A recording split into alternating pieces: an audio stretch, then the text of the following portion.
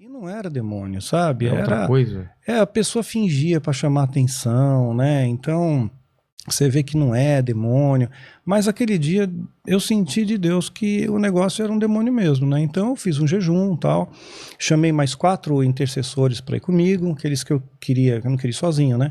Aqueles 4 não puderam ir, né? E eu convidei outros 4, né? E eles também não puderam ir. Aí outros 4 se apresentaram.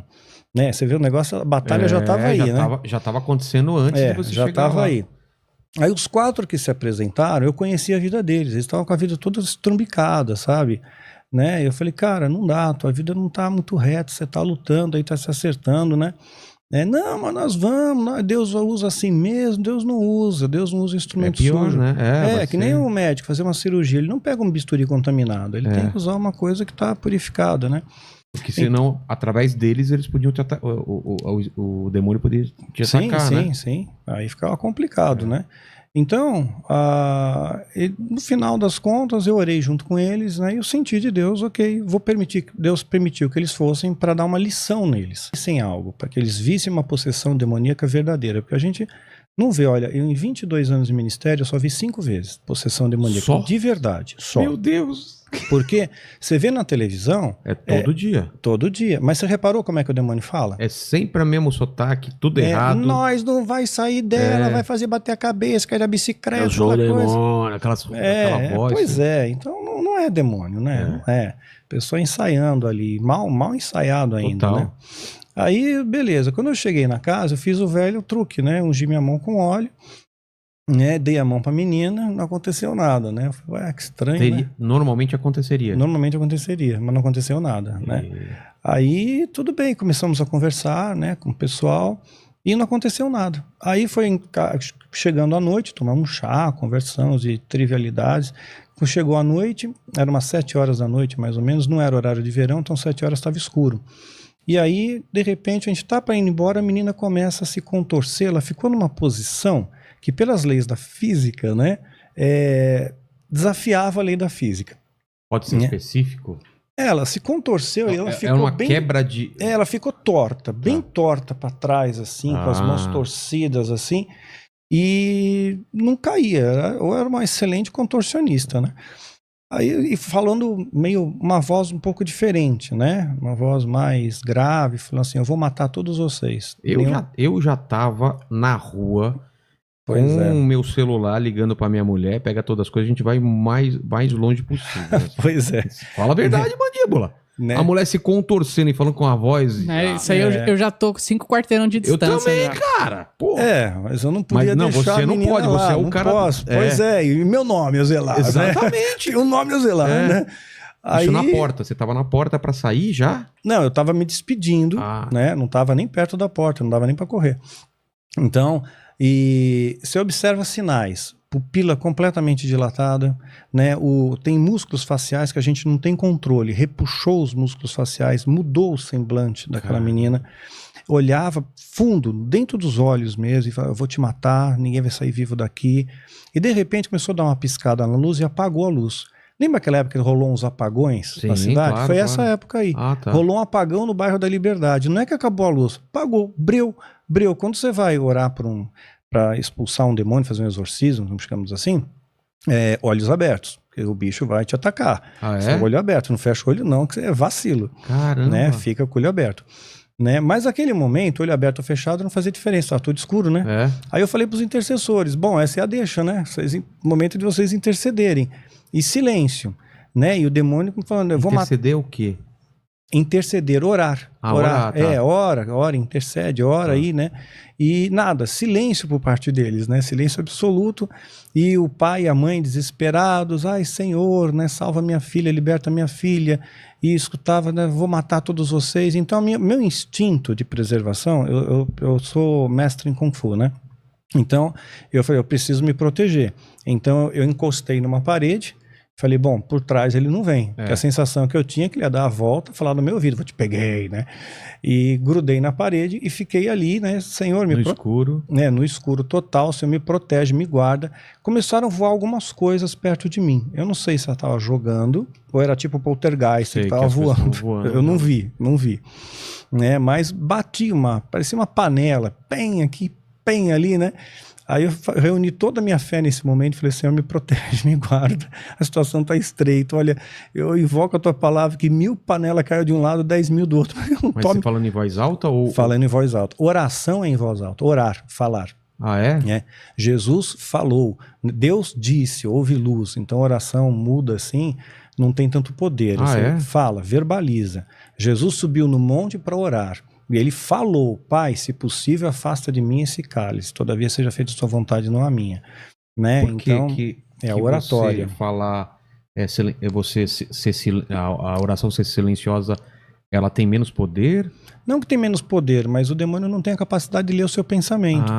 Né? Então é bom para ele escutar. Para ele escutar, porque a palavra diz que a espada do Espírito que nós temos é a palavra. Então eu tenho que verbalizar a palavra não falada não é palavra. Né? Então eu verbalizo, né? Me protege, me guarda, tal. E de repente acenderam umas lanternas ali na casa, a menina estava caída no chão, né, meia mole, cheguei perto dela com um certo receio, né, tipo assim, você cutuca com um pau primeiro, né, a distância, mas ela estava normal, não estava mais possessa, chorou, e aí eu fiquei sabendo que ela fez aquela brincadeira da tábua Ouija, né, e ela passou um pouco dos limites ali, aí a gente orou por ela, tudo, e foi de boa. Por isso que eu falei que eu não vou fazer esse negócio, já te falei. Eu não faço a brincadeira do copo. É zica. Não faço, pra quê? O pessoal no chat aqui tá chamando o Daniel de John Constantino e Tupiniquim. Cara. Pois é, Tupiniquim. Ou ele expulsava o demônio na palavra, ou então no Kung Fu, velho. Já pensou, cara, chegando no... o John Constantino. Mas o demônio é forte, meu. E tem uma força brutal. Na igreja, já vi criança arrastando adulto, cara. É força brutal, meu. Não tem explicação. Qual é a explicação? Energia dele. Ele drena a energia dele no seu corpo e essa energia potencializa toda a sua força. Eu vou falar de umas experiências minhas, assim. Pode falar. Minha mãe também era muito católica e tal. E uma vez também mandaram um cara pra lá que a princípio estava endemoniado. E ela trouxe pra sala. E a mesma coisa. Aí me deu a mão esquerda, assim, pra cumprimentar. O rosto dele, cara, eram umas expressões muito estranhas. Pois é, sinistro. Não dá pra explicar. Não dá, só vendo. É uma coisa meio de filme, assim, sabe? E aí você fica com medo. É normal ter medo? É normal ter medo, mas é melhor que você não tenha medo. Confiar em Deus, o Senhor me protege, me guarda. Porque se você tiver medo, ele, como se fosse assim, ele fareja o teu medo. É que nem o cachorro. Sim. Se o cachorro consegue, imagina o demônio. Ele percebe as suas ondas cerebrais que estão com medo. E aí ele ganha vantagem nisso. Entendi. E nesse caso, eu não entendo o óleo. O óleo é uma ferramenta. Por que o óleo tem o poder de tirar um demônio de uma pessoa ou de... Ele não é só o óleo, né? O óleo pode ser usado, é uma das armas, uma das ferramentas que a gente tem, né? Ele foi usado para ungir o tabernáculo, os utensílios do tabernáculo, os reis, né? Sacerdotes. E ele tem um perfume que é o perfume de Deus. É incrível isso, é um perfume de Deus. Agora, vale pontuar que tem gente que eu já vi em libertação fazendo bobagem com óleo. Tipo assim, vai fazer um casal e esse casal foi muito promíscuo, né? Fazia swing, né? Aí as pessoas pegam e indicam, olha, vai lá no banheiro, agora você vai se ungir com óleo, as suas partes íntimas. Não pode fazer isso, tem canela nesse negócio. Vai cair na mucosa, vai queimar. Nossa. Aí a pessoa volta, tá queimando, mas para queimar mesmo. É o fogo de Deus. E não é. Não é, simplesmente uma reação que... pode rasgar aí, não tem? Mas é isso que eu queria entender, depois voltar. Mas é uma arma, porque a unção quebra o jugo. Mas o crucifixo, que nem a gente vê em filme, tem poder também, a água benta... Não. Mas já viu, Você né? pode, digamos assim... mas eu vou entrar em outro mérito. O melhor mesmo é o óleo. É o óleo? O óleo é o melhor. Porque o demônio, os demônios, eles respeitam? Respeita, porque é a receita de Deus. Deus mandou fazer essa receita. É feito de acordo com a arte do perfumista. A matéria-prima vem de Israel, leva 40 dias para preparar. E tem o perfume de Deus. É um perfume, acho que tá tapado aí, cara, né? Eu conheço esse perfume. Tem que tirar isso daí. Isso me lembra igreja, alguma coisa mesmo. Eu acho que... E É que ele tá tapado, né? Tem não, mais mas dá pra sentir mesmo assim, ó. Mas dá. É mais forte? Mais forte que isso. Então, contado esse a parte de John Constantine, você falou que viu teve 5 manifestações só Só que eu vi pra valer, de verdade. Só que é o suficiente pra uma vida, né? Tá bom. Eu vi, tá bom, eu chega. sempre vi de longe, eu nunca participei, até por medo ou por não me sentir preparado, porque tem isso também. Você não se sente preparado, né? E a época que eu fiz curso de libertação foi a época que eu mais tive sonhos e mais tive medo na minha vida. Mas será que não é porque falavam muito sobre o assunto? Pode ser. Ficava no seu E eu sou inconsciente. muito sugestivo. Eu tenho uma mente muito sugestiva. Tem a ver, né? Tem a ver. Quanto mais você pensa sobre o negócio... Sim, sim. Meu Deus do céu, que medo que eu tinha. E aí, voltando ao lance da Irmandade, remonta... Ela remonta desde a época da Mesopotâmia, dos Sumérios especificamente. Isso é o quê? Sumérios, 3.000 anos. Antediluviano ou não, 3.000 antes de Cristo. 3.000 antes de Cristo. É antes de Torre de Babel? A Torre de Babel, eles acreditam que ocorreu na Mesopotâmia através dos chamados zigurates. Eram torres escalonadas que eles faziam. Depois elas se desenvolveram para algo chamado Etemenanque. E é curioso que essa forma piramidal fizeram no mundo inteiro. Quem que ensinou isso para os caras? Sem ter contatos. Sem ter contato. Os astecas estavam fazendo, os incas, maias, na Guatemala. Egípcios. Porque tudo. Parece que alguém ensinou. Essa é a mesma entidade. Que até o pessoal fala que são os extraterrestres, né? Tem essa teoria. Dizem que tem a teoria dos extraterrestres, né? E a outra, qual que é? A outra, eu acredito que foi entidades que ensinaram a engenharia para ser feito aquilo ali. E qual a função?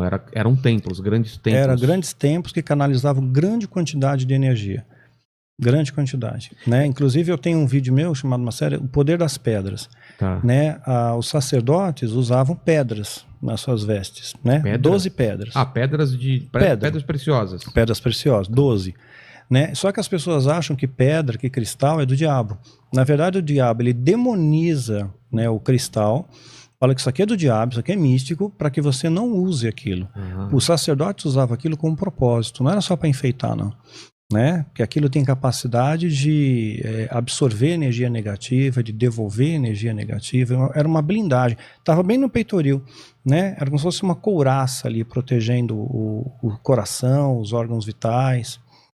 Então tem muita coisa interessante nisso, mas a Irmandade ela remonta desde a época da Mesopotâmia, né? E foi gradual, né? Esses rituais foram evoluindo gradualmente, chegaram entre os celtas, os sacerdotes druidas, os celtas também, depois foi evoluindo até que chegou, né, hoje no que é chamado de alta magia. Né? Teve os Illuminatis, depois os Illuminatis tem uma vertente dos Illuminatis evoluiu e entrou para o chamado de Irmandade, que é a alta magia. E essa alta magia tem um único propósito: preparar o mundo, a plataforma mundial para o governo do anticristo. Então, mas eles lá vão no começo já tinha esse plano? No começo não, foi gradual, em revelação gradual, que nem ninguém sabia, no cristianismo, ninguém sabia quem era Jesus. Começaram a falar... Foi gradual. Vai vir alguém... Isso. E aí, quem é esse... Que são, na verdade, que é o anticristo. Eles treinaram 9, acho que até o Rina falou isso aqui. Né? Treinaram 9, né? Porque não sabe se alguém morre, se alguém se converte, se alguém desiste, né? E uma coisa curiosa, quando eu ainda estava fazendo parte da seita... Até quando você ficou lá? Eu fiquei com até quase 26 anos de idade. Né? Eu entrei com 17, fiquei até quase 26. E... eu teve um pastor chamado João Carlos Marques, né? Ele teve uma experiência que eles chamam de arrebatamento. Poderia ser levado em espírito, como Paulo foi levado ao terceiro céu, né? Ao paraíso. E nessa experiência, isso ele gravou, né? E eu não sabia, fiquei sabendo depois que eu me converti, que falaram para mim. Isso daí, achei muito curioso, eu tenho esse vídeo gravado. né? Inclusive está num vídeo meu, chamado O Beijo do Escorpião. Aí eu coloquei esse trechinho, né, dele.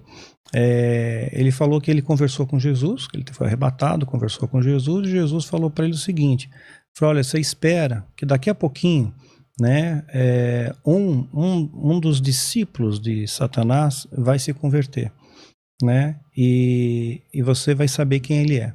Quando você encontrar com ele, você vai saber quem ele é. Ele comentou isso, comentou em alguns vídeos, e aí quando me converti, ele soube que eu tinha me convertido, e ele teve plena certeza que era eu, ele gravou até num vídeo isso, né, falando, puxa, eu sabia, então esse é o Daniel. Eu estava perdido, sem horizonte, sem sequer pensar em Deus, né, Deus estava olhando por mim, Deus estava cuidando de mim, Deus estava se preocupando comigo. Então às vezes você acha que você está num buraco tão escuro que não tem mais saída. Aí eu começo a aprender algumas coisas, né, nessa vida tudo passa. Tudo passa. As coisas boas vão passar, as coisas ruins vão passar, tudo vai passar. E eu sempre tinha tido vitória no satanismo, né? Nos feitiços. Aí encontrei um cara que o feitiço não pegou. Não funcionou, porque era um homem de Deus. E eu nunca tinha visto um homem de Deus até então. Nunca tinha encontrado. Aí o feitiço não funcionou. Qual era o feitiço? Eu fiz um feitiço para matar ele. E é possível isso? Bom, a permissão de Deus, né? Eu sempre coloco com a anuência de Deus. Mas ele passou por uma situação bem delicada, né? Eu lancei um feitiço para matá-lo. Mas era um inimigo seu ou alguém Não, é assim, eu namorava com uma menina e ela era cristã, né, evangélica. Mas ela era um namoro assim, não era sério nada, né? E ela, então, uma vez, ela acho que viu algum livro meu, eu tinha as coisas do satanismo, né? E eu escondi, mas ela ficou cismada e quis marcar um encontro com esse pastor para ter uma conversa comigo. Eu pensei, encontro, vou acabar com ele, pronto, fiz o feitiço contra ele a noite inteira, ritual, vem rigoroso, o negócio vai longe. Ritual? É rigoroso, um monte de detalhe, né? 6 horas de ritual, pronto, vou matar o cara. Aí eu fui no encontro. Fui no encontro, o cara não foi. Eu pensei, pronto, morreu. Aí no dia seguinte eu tô na empresa, eu trabalhava numa empresa onde o diretor era um satanista, então tive uma ascensão bem meteórica ali, era gerente de operações financeiras, e aí tocou meu telefone, né, era a secretária da igreja. Olha, o pastor não pôde ir, eu pensei comigo, né, bom, claro, defunto não vai a encontro, né.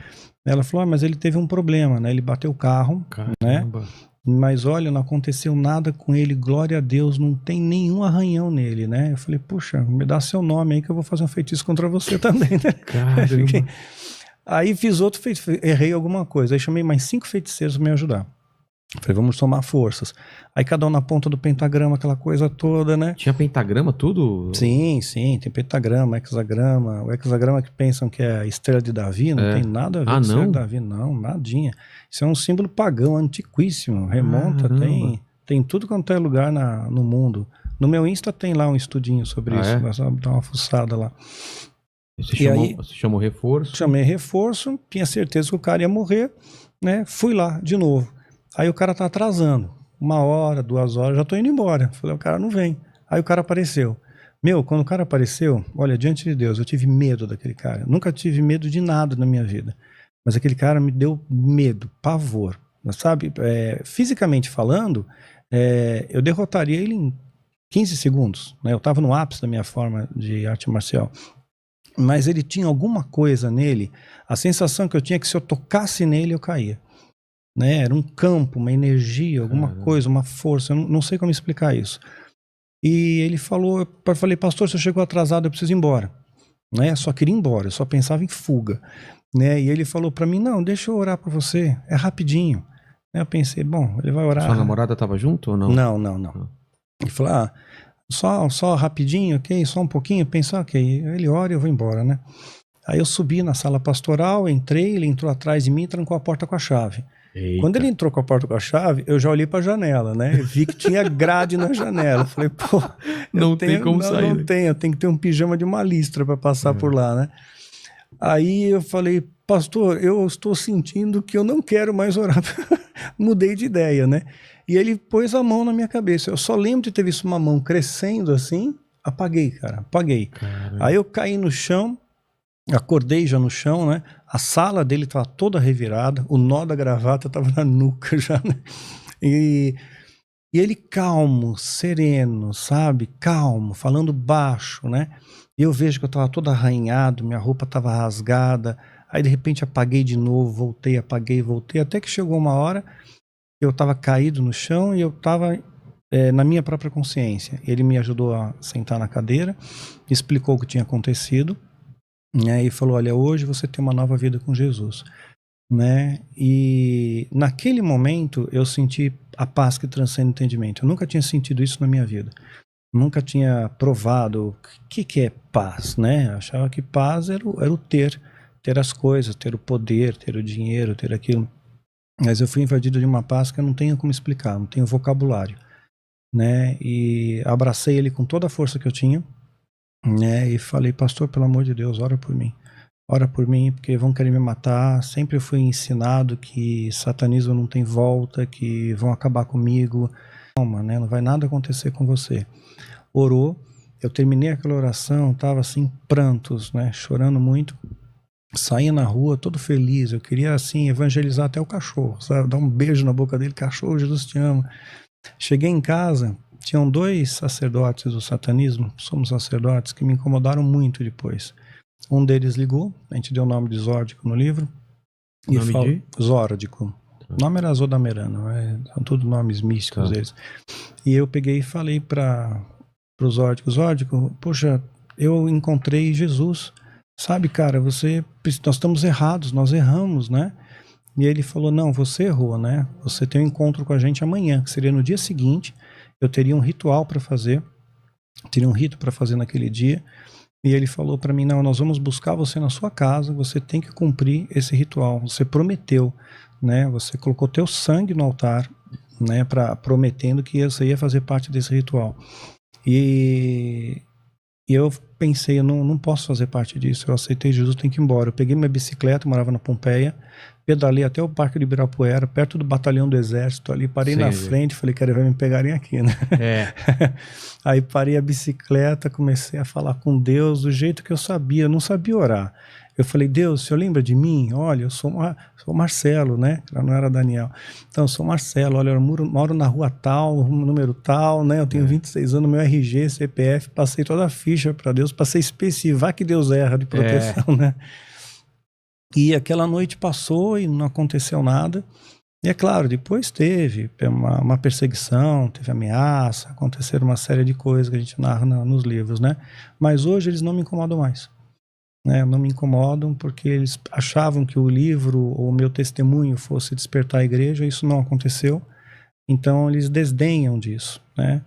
Desdenham. Alguns deles às vezes me escrevem tudo, né? Tem muita confiança de que eles estão fazendo... que eles estão no certo e pronto, não me incomoda. Hoje o meu inimigo sou eu, enfrento o espelho. Todo dia, sabe? Lutar contra a minha carne, contra a minha vontade, meu pecado. Da carne diz não, meu espírito diz sim, né? E vice-versa. E você falou que na sua empresa, por exemplo, o seu chefe era satanista. Você entrou por causa disso? Ou você Entrei por causa dele. Sim. Eu já fazia parte da Irmandade. Eles se ajudava. É que nem a maçonaria, também se ajuda. Né? Então me colocaram num cargo, tive uma ascensão meteórica ali. E você falou sobre sangue. Por que sempre os sacrifícios, os trabalhos envolvem sangue? Envolvem morte? Porque o sangue ele é vital, né? O sangue é vital para o seu corpo, para a sua vida, né? Então Jesus derramou o seu sangue, então você também derrama o seu sangue para o diabo. Jesus deu o sangue dele por nós, você dá o seu sangue para o diabo, né? Então você faz um corte e tudo. Fizeram uma marca em mim, assim, no meu ritual de iniciação. Sabe aquele jogo Quake? Quake. Ah, sim. Conhece? Ele é um U assim, com 2 coisinhas, né? É o mesmo símbolo do euro. Sem inverter assim, é o euro também. E é um símbolo satânico. Depois eu te mostro no meu celular. É um símbolo satânico. Tem um filme que mostra esse símbolo, né?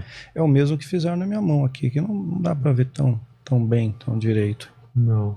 Né? Tem que ver de perto, depois te mostro. Então, eles perseguiram, incomodaram durante um tempo, depois viram que não dava mais, cansaram. Para entrar nessa comunidade, o que você faz? É você escolhido. Você não escolhe, você é escolhido. Ah, não é qualquer um. Não, eles me escolheram. Quer entrar, ele não pode entrar. Não é assim. Não, tem que ser escolhido. Tem que ter. Eles escolhem por traços numerológicos, cabalísticos, astrológicos. Sangue. E pelo fato também que eu fui gerado dentro de uma questão específica. E você não precisou fazer uma série de testes, de provações? Não, eu passei por o que eles chamam de escola de iniciados, só para entender a doutrina. Né? E o que você entendeu dessa doutrina? Eles te confundem a cabeça. Você acaba acreditando que o diabo é bom e Jesus não é bom. E o argumento dele, mas que argumento que ele tem para te falar que o diabo é bom?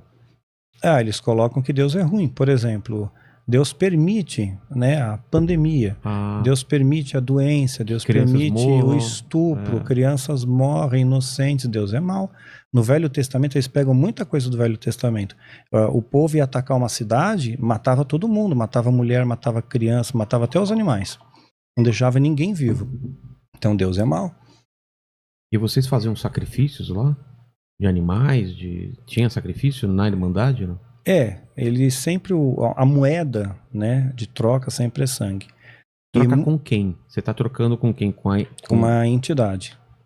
Uma entidade. Em busca de... Você está dando uma coisa para ela te dar outra, é isso? Para te dar outra. Para te dar outra. É uma troca. Então, um preço. Se você dá alguma coisa para essa entidade, ela... É energia vital, eles se alimentam dessa energia vital. Alimentar é o quê? Se alimentar, bem? Eu vou usar um exemplo claro. Né? Existe uma substância, já deve ter falado, adrenocrome. Não. Não? Adrenocrome que eu vou falar? Não, o que é? É uma substância, inclusive tem estudos científicos a respeito, né, que faz com que você retarde o seu envelhecimento. Você retarda o envelhecimento. Então você pega, às vezes, alguém uma idade muito avançada e a pessoa está inteiraça. Você vê o Tom Cruise, está inteiraço, por exemplo. É verdade, o Tom Cruise você vê a Cher. Quanto? Tem quase 60, ou 60 já, se não me engano. Será? É 59, né? Você vê a Cher, tá aí. Né? E o adrenocrome, você consegue, embora seja utilizado dentro da Irmandade, na Deep Web, né, nos bastidores ali, tem gente que vende isso. Né, a ampola de adrenocrome. Só que o que eles fazem? Eles colocam... a teoria diz o seguinte, tá? Teoria. Diz o seguinte, que eles pegam crianças, por isso que o número de crianças desaparecidas é bastante elevado, né? E colocam essas crianças com muito medo, pavor, como os astecas faziam. Os astecas também matavam crianças e mulheres. E quanto mais medo eles tinham, quanto mais eles choravam de medo da morte, maior irrigava a terra, então clamava por chuva. Então eles tinham essa ideia na época dos astecas. Então no adrenocrome, quando você está liberando muita adrenalina no seu corpo e você morre de maneira violenta, com medo, com muita adrenalina, você libera essa substância no sangue que é o adrenocrome. Né? É adrenalina no seu sangue. Né? Então, sei lá, uma pessoa de 80 quilos vai produzir umas 3 ampolinhas de adrenocrome. É raro, né? E a pessoa que injetar, ela consegue ter longevidade maior. Né? Então, você vê muita gente aí jovem, né? Que muitas vezes tem ligação lá. Não é só tratamento de beleza, não. Então, o de criança seria um poder muito maior do que de velho. Sim, de criança maior. Além de ser mais jovem, né? Sangue mais novo. Né? Então também tem isso. Então é o que a teoria preconiza. E nessas seitas tem sacrifício de criança ou é lenda isso daí? Existem seitas que fazem. Tem seitas que fazem, sim. Sacrifícios humanos, né? Isso desde a época dos astecas fazem, né? Não, na antiguidade sim, mas... mas os dias de hoje também. Né? Muitas das pessoas que são desaparecidas, né? Elas simplesmente não é que elas sumiram, né? Às vezes foram usadas em algum ritual. E se você viu alguma coisa desse tipo? Pois no dia que eu fui liberto, só vamos pontuar uma coisa, e nunca vai achar o corpo. Por quê? Nunca vai achar, é cremado. Antes eles alugavam crematórios, agora eles têm os próprios. Eles mesmos têm os próprios crematórios. Usou sangue, matam e depois crema, pó, acabou, sem corpo, sem crime. Desapareceu. Né? E eu ia fazer parte de um ritual desse, né, na véspera de eu me converter. Então me converti, no dia seguinte eu teria que fazer um ritual desse com uma menina de 9 anos de idade. Eu vi a menina, né? Conversei com ela. Ela estava já num preparo, um tipo de uma dieta específica. E os pais deram essa menina para o diabo. Vê só onde vai a loucura humana, né? Caramba. Eles ofereceram a própria filha ao diabo em troca de poder, de dinheiro, né? De juventude, coisas efêmeras, né? E a menina com 9 anos de idade. Então eu conversei com ela, eu vi, né? E aquilo ficou na minha cabeça, né? Então eles quiseram que eu fosse no outro dia, eu fugi, né? Me pressionaram, tudo mais, e eu não soube mais daquela menina. E aquilo lá me perturbou uns 15 anos. Eu fiquei pensando, né? Poxa, o que aconteceu com aquela menina? O que aconteceu com aquela menina, né? Perguntava para Deus, né? Porque, poxa vida, eu vi, eu olhei os olhos, né? Será possível, né? Mas na cabeça dela, ela estava concordando sabia. com os pais. Ela não sabia. Não sabia. Ai, caramba. Não sabia. Né? Então é surpresa. Sedam tudo, né? Um pouco. Semi-sedada, né? Porque tem que produzir o adrenocrômio. E então eu pensei muito, né? O que tinha acontecido com ela. Aí passou anos. Até um dia eu vi uma matéria na revista Veja, né? Vi uma foto, né? Que saiu. Houve um evento especial no Brasil. E eu vi uma moça que parecia ter os traços, né? Aí depois eu fui ver melhor no computador, aumentei o tamanho, né? E fui pesquisar o nome, né? A idade, uma razão, Deus poupou aquela vida, né? E se poupou tem um propósito, né? Então tá nas mãos de Deus. Deus, ele é soberano nessas coisas. Então eu acredito que nesse juízo de Deus também, essas pessoas que estão tripudiando a Deus vão pagar. Cara, e deve ser muito caro o preço de quem faz uma coisa dessa. Né? Com toda certeza. Caramba, você matar uma criança, matar uma pessoa pra conseguir alguma coisa. É o que você falou. E é o que você falou, às vezes são coisas, quer dizer, sempre são coisas pequenas, mas às vezes são ridiculamente pequenas, né? Ridiculamente pequenas.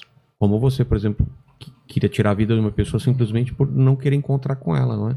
É uma coisa pequena. Você não estava querendo ser rico ou ser alguma coisa. Não. Era uma medir poder. Né? Vou mostrar que eu tenho mais poder que você. E sabe o que aconteceu com esse pastor? O que aconteceu? Depois eu te mostro também no celular as fotos. Eu perdi contato com ele. Ele era a minha referência. Tipo, o cara que me libertou. O cara que orou por mim. E na hora que eu comecei a sofrer perseguições, né, ameaça, tudo, e é um negócio que deixa você meio neurótico, né? Telefona pra tua casa, passa carro perto devagarinho, assim, né? Que você vê que parece que você acha que todo mundo tá te olhando. Né? Então não sei até quanto que era paranoia minha ou não, mas a sensação que eu tinha é que todo mundo me olhava. E aí eu procurei ele, esse pastor sumiu, desapareceu. Ele foi mandado embora da igreja que ele trabalhava. E era uma igreja proeminente. E essa igreja eu posso falar o nome, que é a Igreja Batista do Morumbi.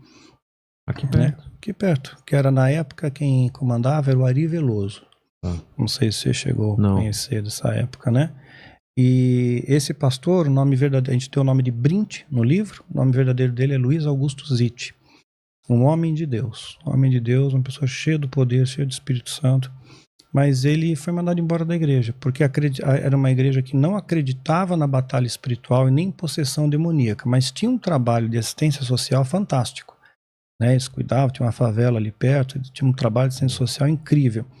Mas no aspecto de batalha espiritual não acreditavam. Então ele foi mandado embora. Aí ele foi trabalhar numa outra igreja como pastor, perto de Birigui e Araçatuba. Não, foi em Birigui. Aí uma ocasião eu estava nessa igreja em Birigui ministrando no seminário e postei a foto dele. Mas quando eu postei a foto dele, vi que as pessoas começaram a chorar. Falei, nossa, que unção que o cara tem, né, meu? Cara, não só a foto do cara, o pessoal já chora, já entra na comoção, né? E eles estavam chorando porque eles maltrataram ele lá. Ele foi pastor de lá, né? Maltrataram ele, não trataram ele bem, não trataram bem os filhos dele, né? O filho dele sofreu bullying ali. Então ele largou a igreja, ele largou o ministério, não quis mais saber. Aí ele foi vender calçados infantis, foi para Vila Velha. vendendo calçado infantil. Nessa de viajar de carro, alguém um dia disse para ele, pô, cheira uma cocaína, você aguenta dirigir mais tempo, você produz mais. Ele começou a usar cocaína. Putz. Aí onde compra cocaína? Ele está numa cidade portuária, ele vai para o porto, assim de prostituição. Ele se envolveu com prostituição, com cocaína, né, com droga, e quase morreu de overdose, bateu o carro, quase morreu várias vezes. A esposa dele nunca desistiu, dobrava o joelho e orava. Os filhos nunca desistiram, dobrava o joelho e orava. Traz meu pai de volta, traz meu pai de volta. A esposa também, traz o marido.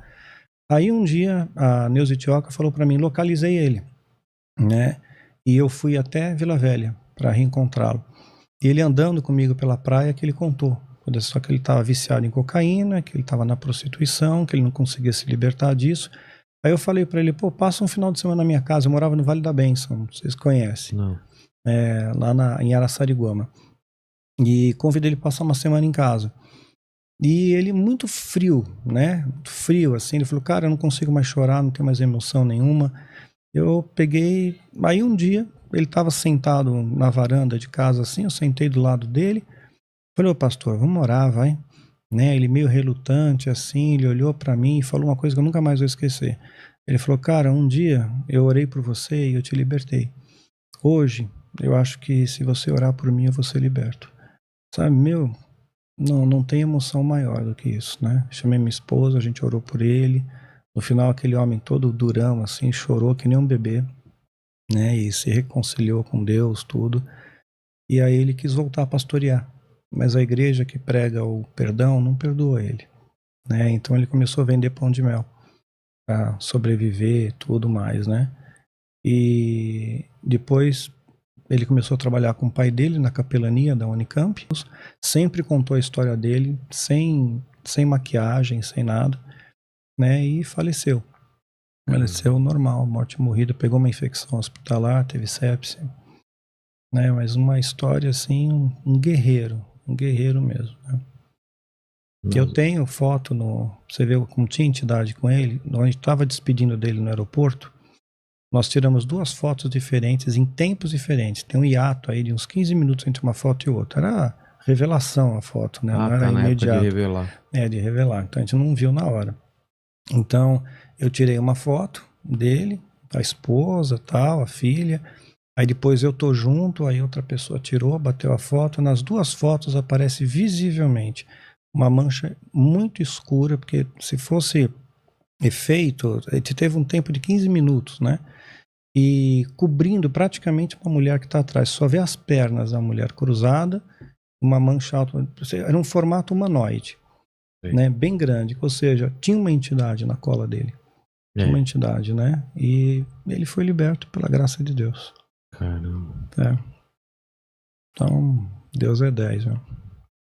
O que o pessoal do chat tá falando? Porque tem vários assuntos aqui pra falar também. Tem vários. O pessoal do chat aqui tem muito superchat hoje. Então vamos lá. Então dá pra gente começar aqui.